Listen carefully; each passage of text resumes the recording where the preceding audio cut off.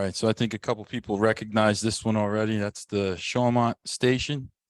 Made a trip. A lot of these pictures are all through COVID. So made a trip to get some computer work done in King of Prussia. They said, "You're gonna know how to occupy your time while we're doing this?" I said, "I think I have a couple ideas." Sure. So yeah, this will be the only photo from that trip, but just happened to get lucky. I went there to photograph the station and the train showed up.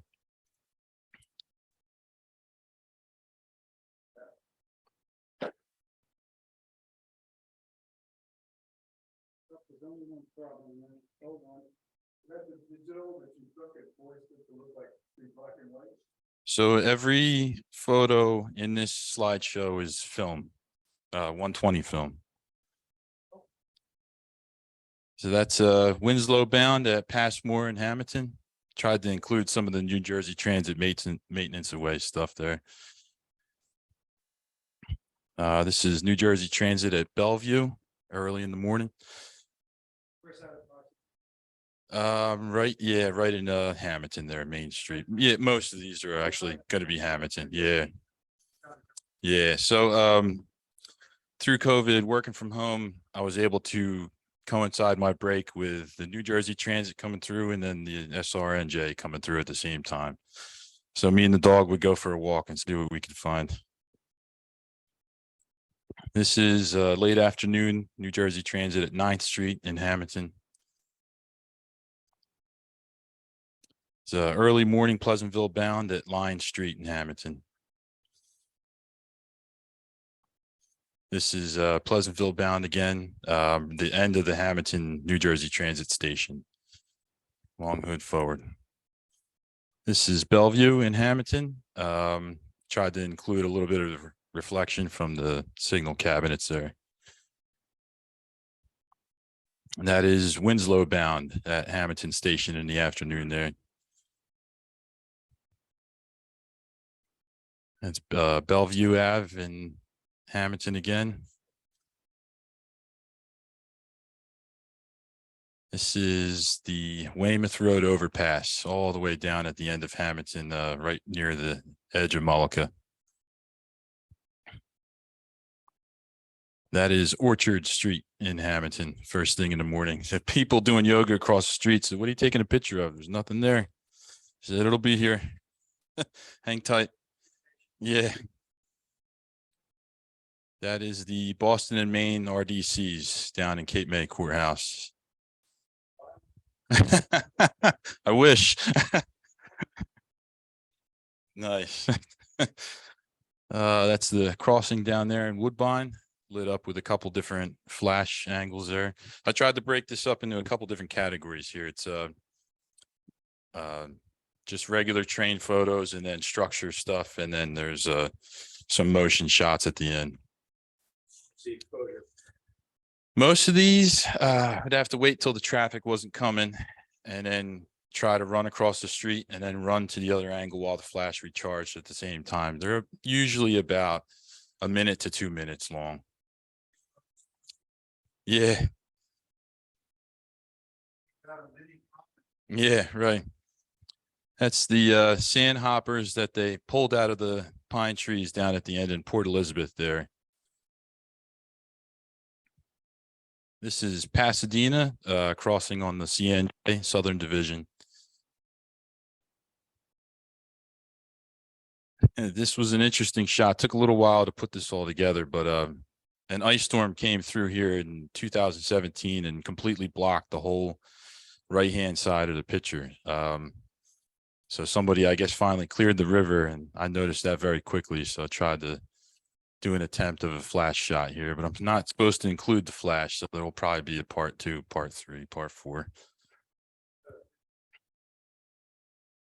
That trestle back there is Batstow River trestle.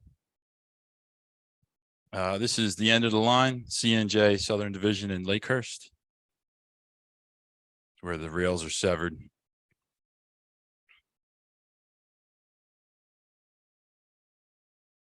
This is the rebuilt Hospitality Creek branch crossing on the CNJ, just south of Winslow Junction there. It's a great fishing spot. That's the Rancocas crossing in Lumberton on the branch to Medford. How'd you get down there? That one, I'm just standing in a little bit of the English ivy there, but it's right on the edge of the grass. That's really, yeah. That is Veterans crossing in Hammonton there. Was hoping for a little bit more of a reflection of the train in the windows here, but this is the ice cream place right on Egg Harbor Road in Hammonton. You can just barely see the train blurring past on the left there. That is Weymouth Road overpass in the snow there on the end of Hammonton. That was a triple readjustment. Just kept, you can't really see much through the viewfinder, but once your eyes adjust to try to, you can see my footprints off to the side, trying to figure out where to put the tripod. That's Bellevue Avenue, looking straight down the end there, looking north. This is Old White Horse Pike crossing near Ancora and Atco. This is the Ohio overpass, closer to Atco. That's a Veterans Place again, but a straight on shot. This is Rosedale. I forget what the street name is. 27. It's East 15th Street. That's Line Street in Hammonton. That's the Weymouth Road overpass with a shot taken underneath the bridge. That is 9th Street in Hammonton. This was the first time I've ever done this. I lowered the tripod with the camera over the fence with a rope and tried to eyeball through the fence how it needed to be adjustment, and then just kind of eyeballed the barrel settings on the lens. And yeah, it came out all right. That's the first time I've ever done that. That's Weymouth Road overpass again, a bit warmer. This is Old Forks Road, closer to Winslow Junction. That was an in the rain shot. I had to open up the back of the car and let that be the umbrella while the photo took place. That's Orchard in the snow in Hammonton.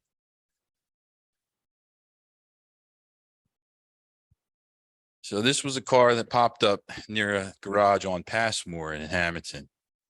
And very quickly after walking the dog past that, I said, you know, I think that would make for a really neat shot. So I tried this and it still wasn't what I thought it was going to turn into.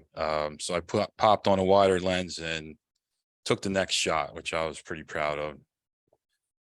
Looks like a 53 by the way.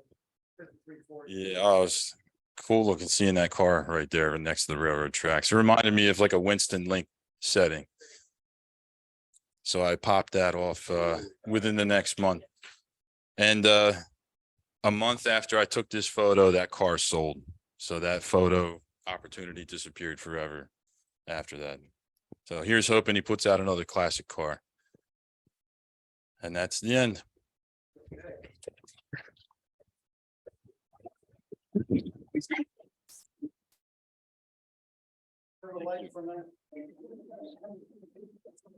While we're waiting for the next.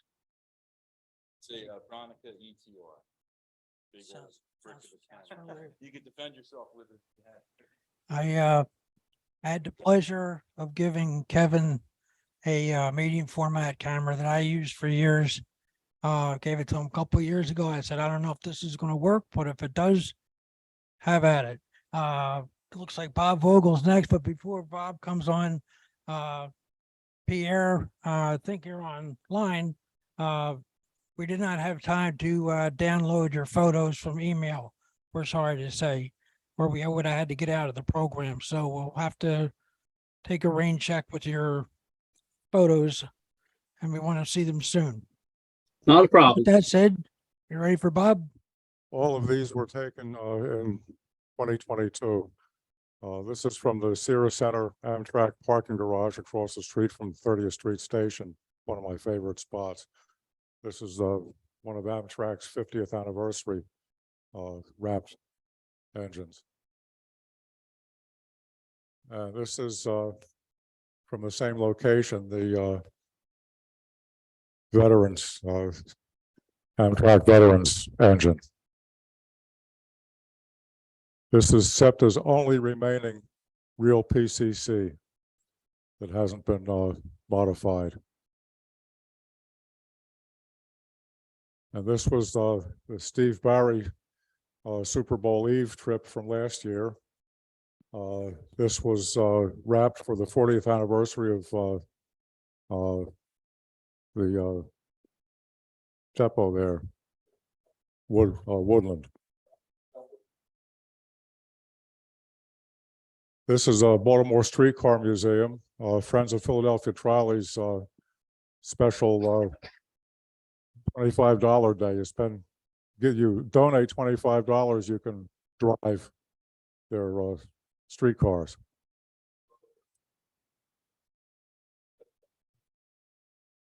This is Washington, D.C., photograph from the Red Line metro station at Noma. It's a Caritas private car, which goes all over the country. I photographed that in California some years ago. That's the DC streetcar, which very few people are aware of its existence. Nowhere, so. Well, it goes from Union Station to nowhere. This is the Ridge Avenue subway taken. Oh, for some reason, they still have the winter wrap on the car. This is at Reading Outer Station. That's on display, a 10-wheeler. And this is Reading 2102 on their first trip on Memorial Day weekend.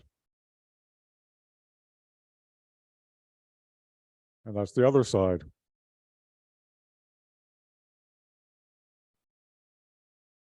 The Conrail Historical Society has a fundraiser for Vicky's Angel fund for childhood cancer victims, and they use the Middletown and Hummelstown Railroad for short trips. And that's what this was photographed. This is the Red Line L in Chicago on the loop.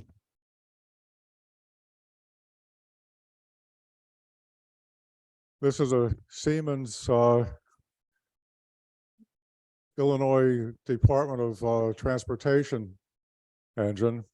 They're having a lot of problems with these. They don't seem to run very well in cold weather, but Siemens is working on them, trying to fix them. Yeah. This is Albuquerque, the rail.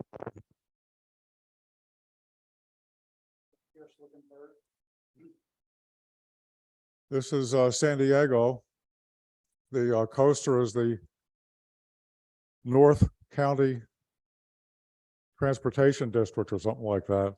They run north out of San Diego. These are the original San Diego trolley. They call it trolley, although they're light rail cars. These are U2 cars.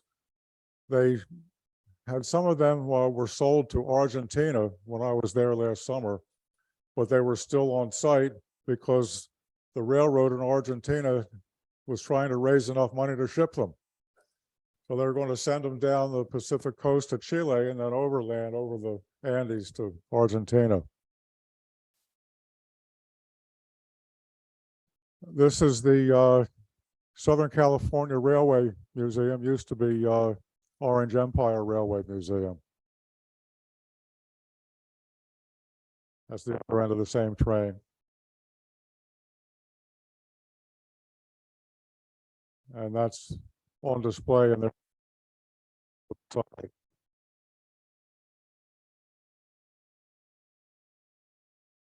This is the Woodstown Central Railroad. their first passenger train from this summer. Photographed in Woodstown. That's former Reading caboose. It's a Baldwin locomotive.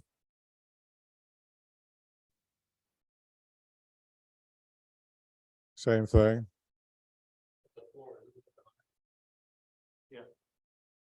And again, same thing. They're going to run a number of trips. Of course, they're sold out with not too many people can ride in the caboose.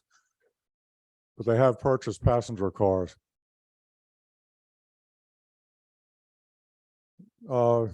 Chapter member Mike Brotzman organizes a SEPTA trip every week between Christmas and New Year's when supervisory people are not at work. And this was one of the trains we rode to Frankfurt Terminal.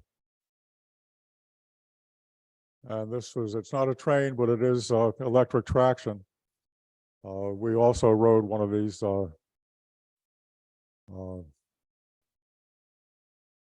trolley buses.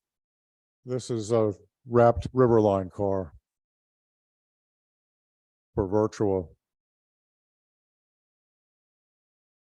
I think that's it, Bob. Okay, that's it. These are Kevin Painter's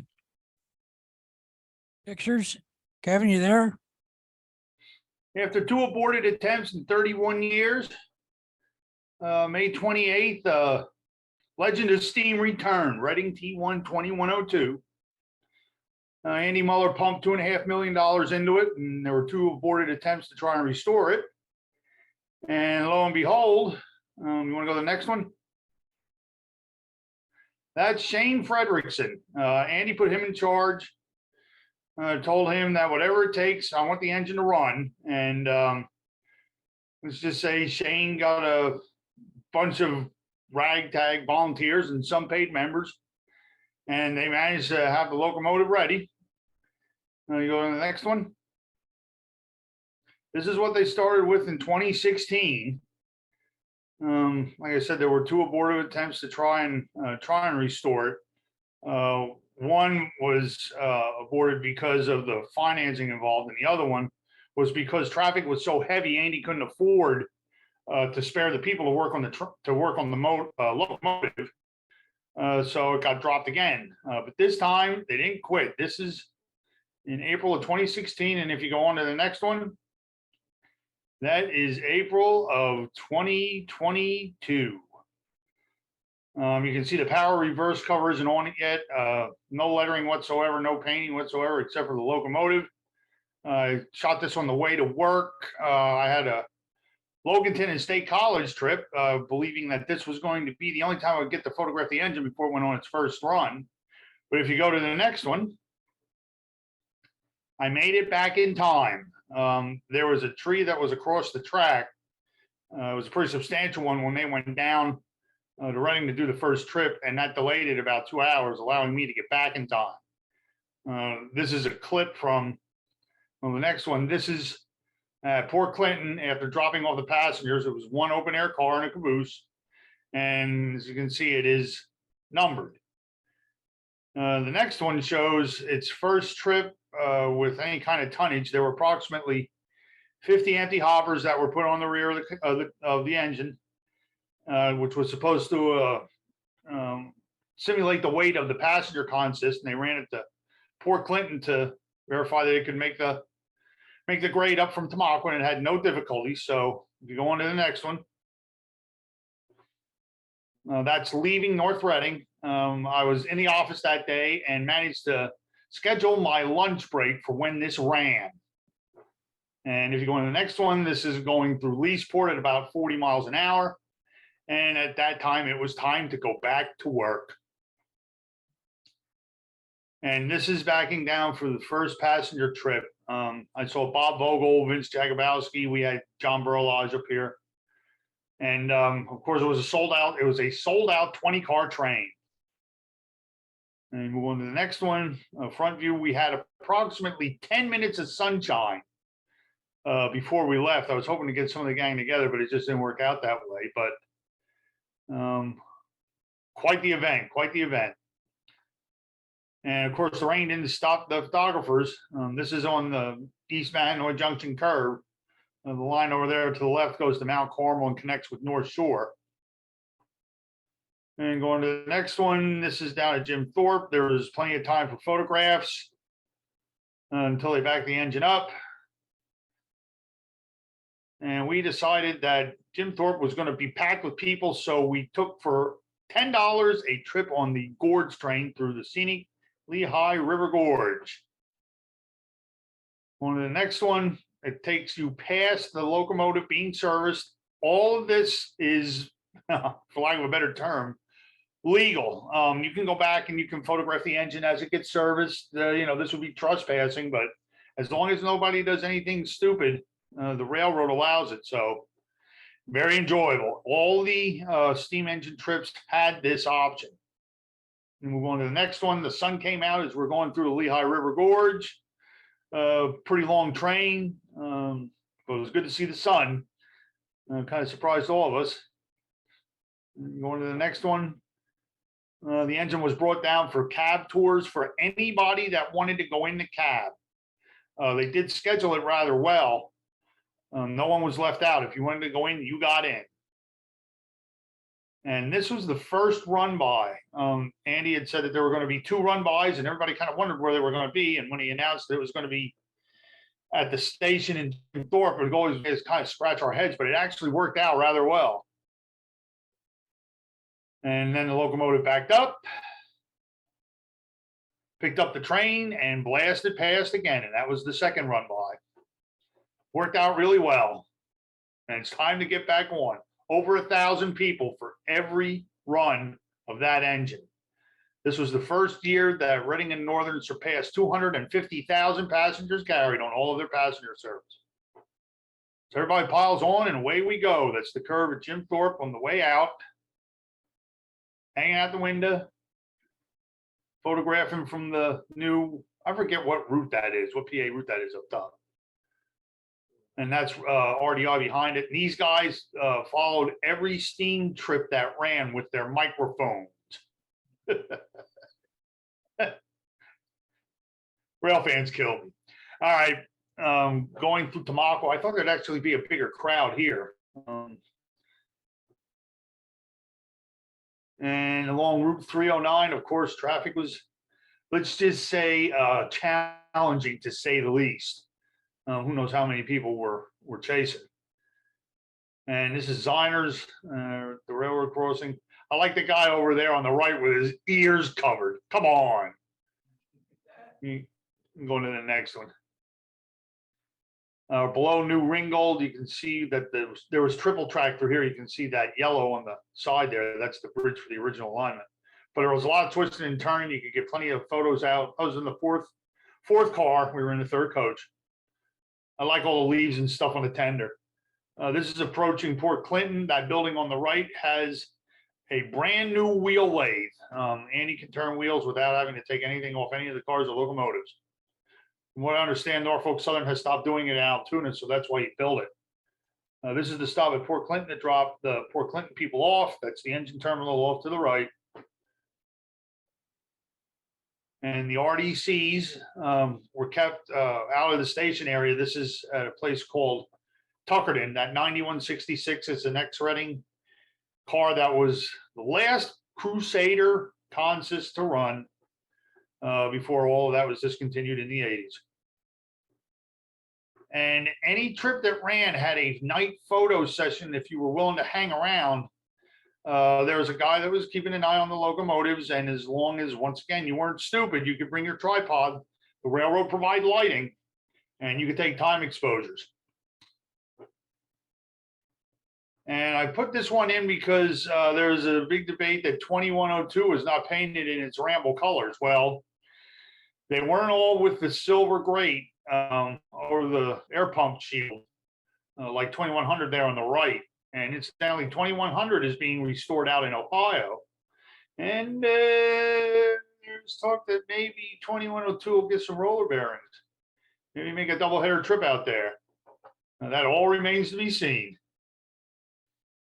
And I believe that's it. Thank you, Kevin. Okay. All of these pictures were taken from June the 18th, 2021 to June the 29th, 2021. I had helped my son move to Dallas for a new job. And then I took the long way home back to Pennsylvania. Just seeing what I can find and shoot, mainly short lines. We're going to start in Kansas, Cimarron Valley, at their office, their headquarters at Satanda, Kansas. And same place. Dodge City, Kansas, BNSF yard. Have some fuselages getting shipped. Go ahead, right. Nearby, Garden City, Kansas. They, at the time, looked like they were just freshly shopped. You can almost smell the fresh paint on them. Now we move over to Nebraska. I drove up the North Platte to the Golden Spike Tower. You can go through them, Fred, just a couple shots from there.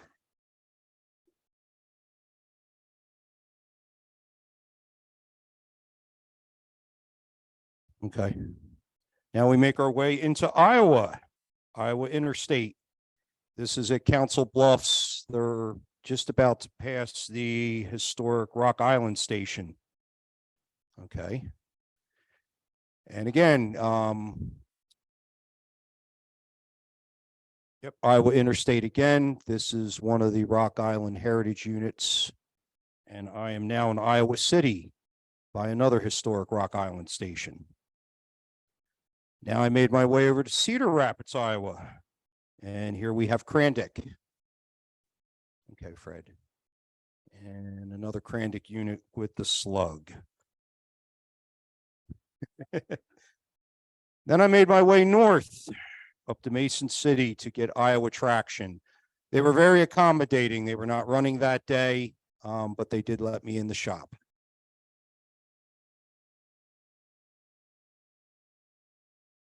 Okay. Go ahead.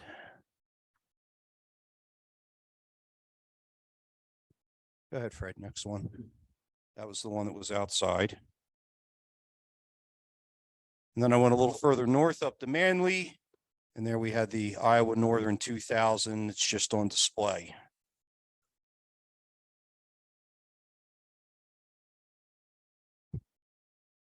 There. Yeah, conductor statue. Then we make our way into Illinois. Managed to get the Bloomer line at their office in Gibson City. Okay, Fred. Then nearby to Illinois' Terminal Belt Railroad units stored on the track at Clinton, Illinois. Okay, Fred. Then I made my way over to the Effingham Railroad, small industrial short line in Effingham, Illinois. 2716 here was originally a Reading unit, built as 2716. Built in 1963 for the Reading.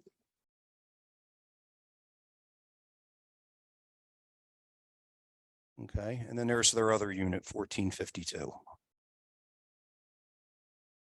Now we make our way over to Indiana, of course, Indiana Railroad. This is at their Hiawatha yard in Jasonville, Indiana. Okay, nearby they had a caboose on display. And I make my way down to Evansville, Indiana. This is at CSX Howell Yard. This is the Evansville Western Railway. Okay, another unit there next to it. Now we're over at Louisville and Indiana Railroad at their office at Jeffersonville, Indiana. Okay.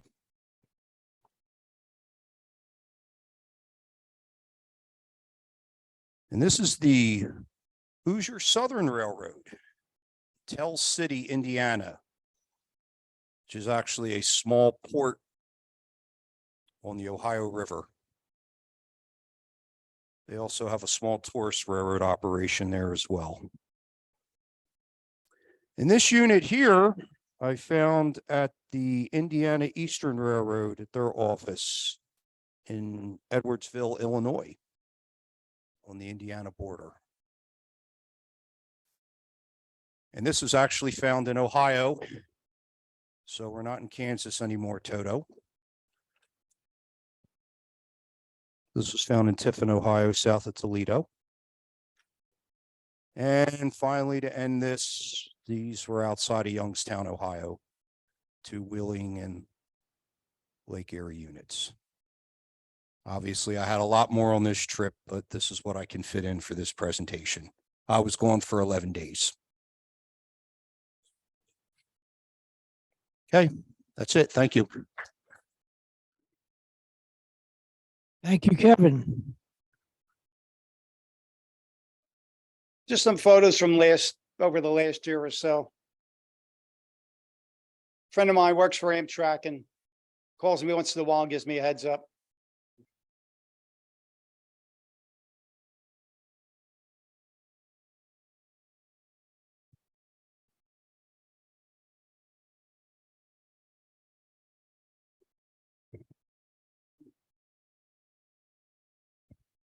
What was that previous photo? Overbrook Station in Philly.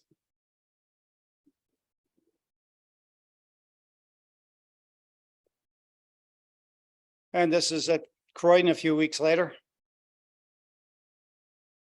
Fortunately, he wasn't moving at track speed, so made taking the pictures a little easier.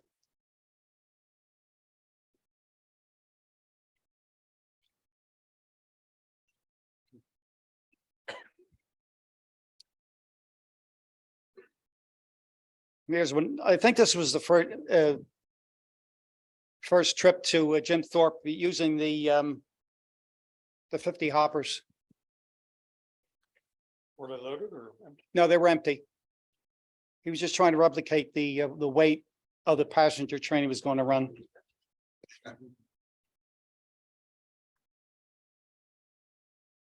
Back to Overbrook.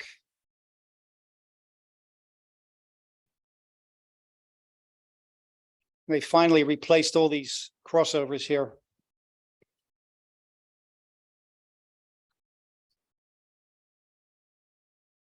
The station's all been restored and refurbished. The SEPTA, I must admit, does a beautiful job on some of these station restorations.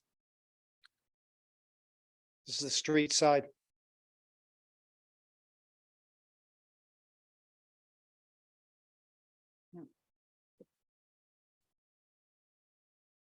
Now, all the years I was born and raised in Philly, I've been taking pictures for nearly 70 years, and thanks to a friend, I finally discovered this spot at the Laurel Hill Cemetery.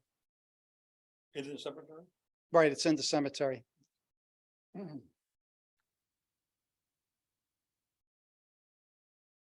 Love these super elevated curves.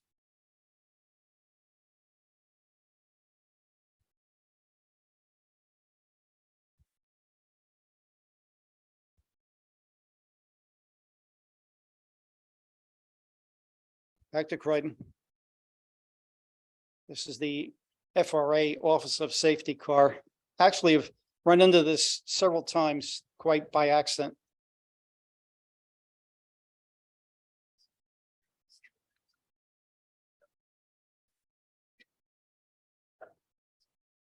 This is in Baltimore.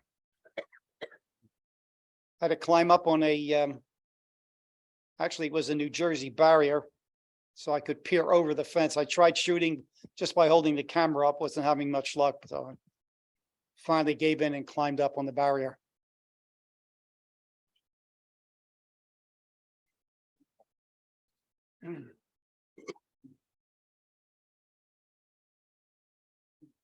These stations on this line are just the most, to me, the most amazing things. Oh, that Erie? Yeah, this was the area, I'm pretty sure, yeah.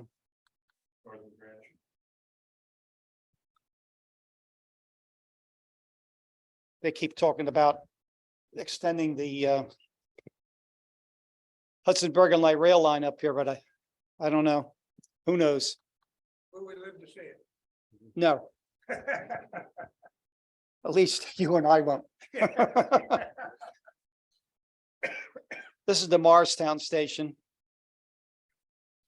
Again, beautifully maintained. This is the inbound waiting room. Beautiful, just beautiful.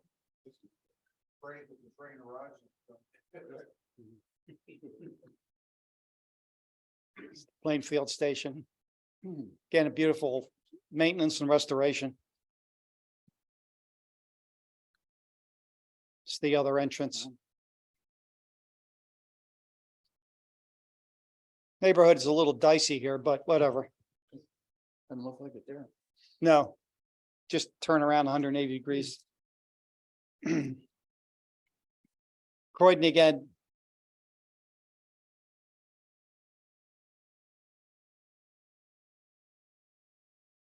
Very colorful.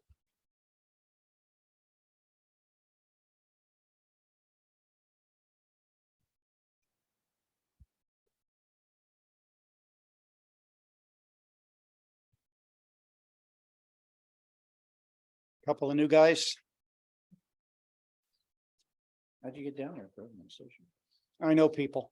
That's the art museum. Yes, on the right, yeah.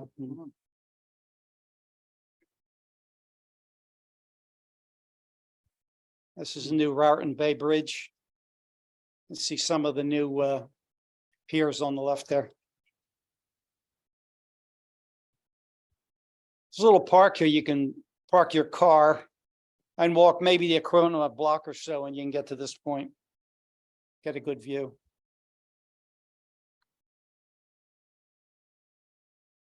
Believe it or not, this is a quote unquote tower. This is NA tower.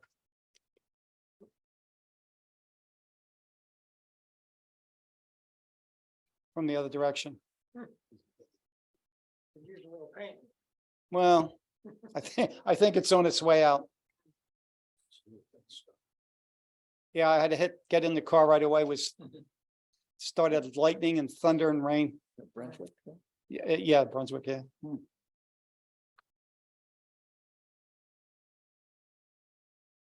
no, this is Martinsburg. I'm sorry. Martinsburg, yeah. Yeah. Yep, yep. What?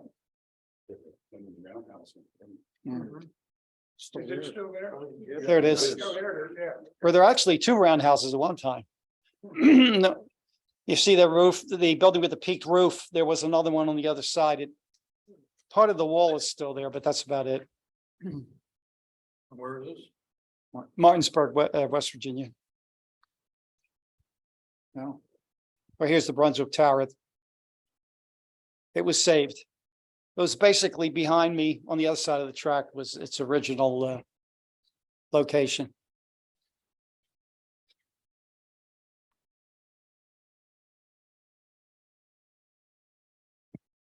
This was wrapped for the National Geographic King Tut TV program.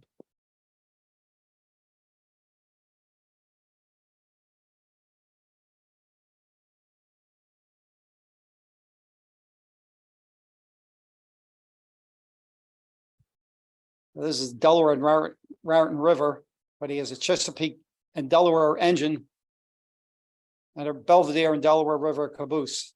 Talk about confusing. Nice caboose, though.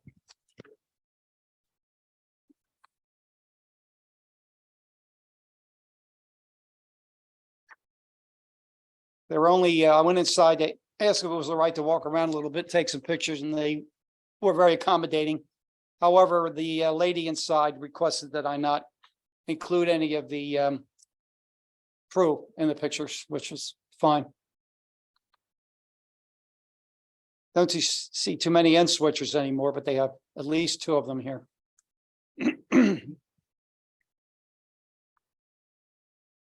I'm shifting some cars around.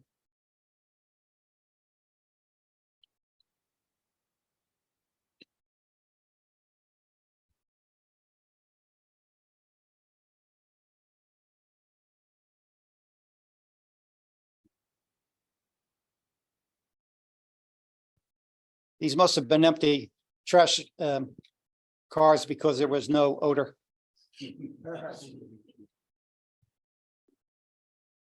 And the caboose.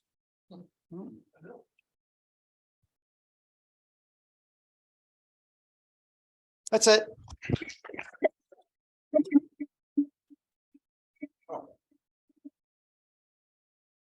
This is the Paoli Station.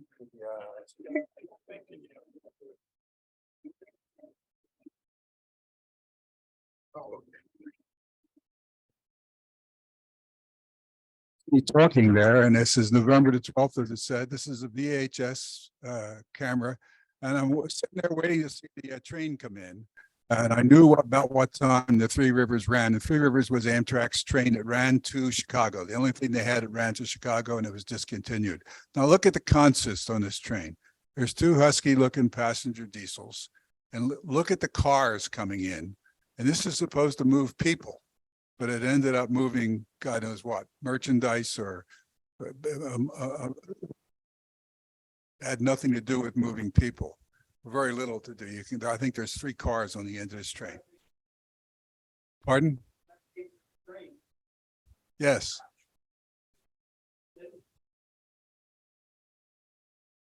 There's the Paoli Tower up there and the substation. And I'm taking it from the inbound side. So that's westbound Three Rivers. And now that the engineer has to go way up there before he spots the passenger cars at the platform. Amtrak sold those new express box cars for over $10,000. And the purchases of brand new head-end power cables, pipe lock couplers, high-speed VX trucks, 26 brake systems, enough. There's some passenger cars now.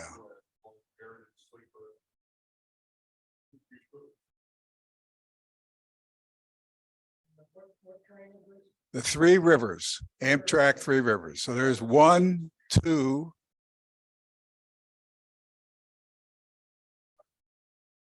3, 4, 5. So there's 5 coaches. And there's some more freight car, merchandise cars on the back end. So 5 cars. Now that's what took the place of all those, the fleet of modernity, you know, the Broadway Limited and all those trains that went to Chicago. So this is November 2000. You know, Pittsburgh, on like the roughest track imaginable. I literally got thrown out of bed. That's another one.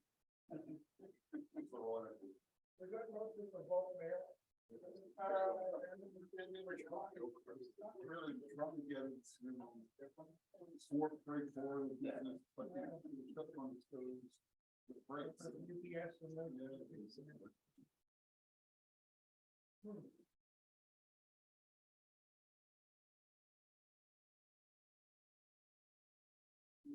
Oh yeah, it's really.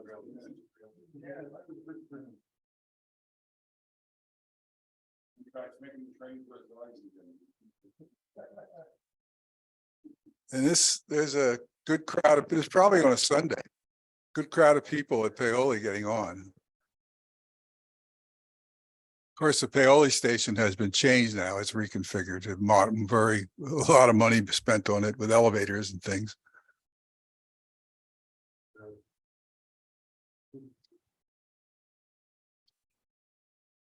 I went to some pains here to get the directional signal changed. And this will be the end of it.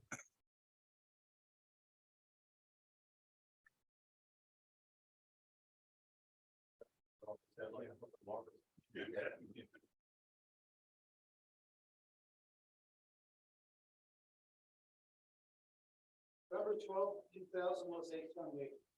Oh. What a phone. There's, you can see there the signal changed. And that's Lancaster Pike down there, east of Paoli, with all the traffic.